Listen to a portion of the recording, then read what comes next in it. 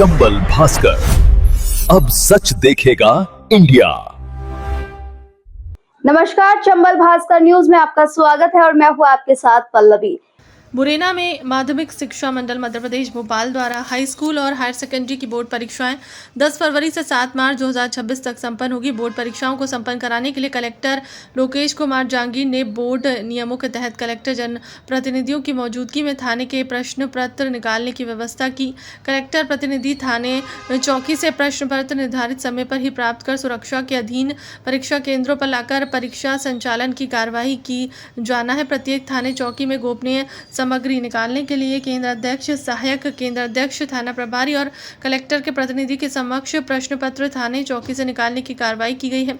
Collector के प्रतिनिधि की अनुपस्थिति में संबंधित केंद्र अध्यक्ष द्वारा थाने चौकी के दूरभाष से कलेक्टर अथवा मुख्य कार्यपालन अधिकारी जिला पंचायत को दूरभाष कर सूचित कर उनके निर्देश अनुसार थाने चौकी से प्रश्न पत्र के बॉक्स निकालने की कार्रवाई करेंगे। प्रश्न पत्र के बॉक्स निकालते समय प्रत्येक दिन केंद्र अध्यक्ष, सहायक केंद्र अध्यक्ष, थाना प्रभारी और कलेक्टर के प्रतिनिधि थाने चौकी में रखी अभिरक्षा पंजीकृत क्रमांक 1 में निर्धारित समय पर हस्ताक्षर किया जाना अनिवार्य होगी। साथियों, कल से 10वीं और 12वीं की बोर्ड परीक्षाएं प्रारंभ हो रही है। सभी छात्र छात्राओं ने वर्ष भर अपनी ओर से प्रयास किया है कि वो परीक्षा की ठीक तरह से तैयारी कर सके। मैं अब सब प्यारे बच्चों से ये अनुरोध करना चाहूँगा कि अंतिम समय में आप किसी प्रकार के तनाव से बचें और बिल्कुल भयमुक्त, तनाव मुक्त वातावरण में अपनी परीक्षा दें। जितना आप स्ट्रेस फ्री रहेंगे उतनी बेहतर तरीके से आप परीक्षा में परफॉर्म कर पाएंगे। और 10वीं और 12वीं की जो बोर्ड परीक्षाएं हैं, ये आपकी शैक्षिक जर्नी का केवल एक छोटा सा पड़ाव है। बोर्ड परीक्षाएं किसी भी छात्र के काबिलियत का पूरी तरह से संपूर्ण पैरामीटर नहीं है। कुछ हद तक केवल छात्र की एबिलिटी का जो है एक संकेतक होता है। इस बार माध्यमिक शिक्षा मंडल ने एक द्वितीय अवसर भी दिया है।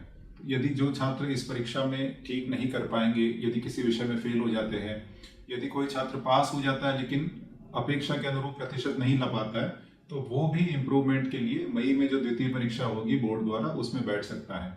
और हम लोग उस जिले से आते हैं, मुरैना में, जहां 12वीं में पहले प्रयास में परीक्षा फेल होने के बाद में भी लोग IAS IPS बनते हैं। मनोज शर्मा जी का उदाहरण हमारे सामने है, जो 12वीं फेल होने के बाद में देश की सर्वोच्च सेवा में IPS बने हैं। तो यदि आप अच्छा नहीं भी कर पाते बोर्ड परीक्षा में, तो भी आपको किसी प्रकार के तनाव में, अवसाद में, डिप्रेशन में आने की आवश्यकता नहीं है। मैं सभी अभिभावकों से भी अपील करना चाहता हूं कि अपने बच्चों पर अनावश्यक दबाव न डालें और उन्हें किसी पर्टिकुलर करियर के बारे में, डॉक्टर, इंजीनियर बनाने के बारे में उनके ऊपर कोई प्रेशर नहीं डालें। हर बच्चे का अपना टैलेंट होता है, हर बच्चे की अपनी क्रिएटिविटी और काबिलियत होती है। इस देश को उन्नत कृषकों की भी आवश्यकता है, इस देश को उद्यमी व्यापारियों की भी आवश्यकता है और इस चंबल की धरती को वीर सपूतों की भी आवश्यकता है जो भारतीय फौज में, सेना में जाए। ये पूरी तरह से हम बच्चों के ऊपर छोड़ दें कि किस प्रकार का करियर वो चुनना चाहते हैं।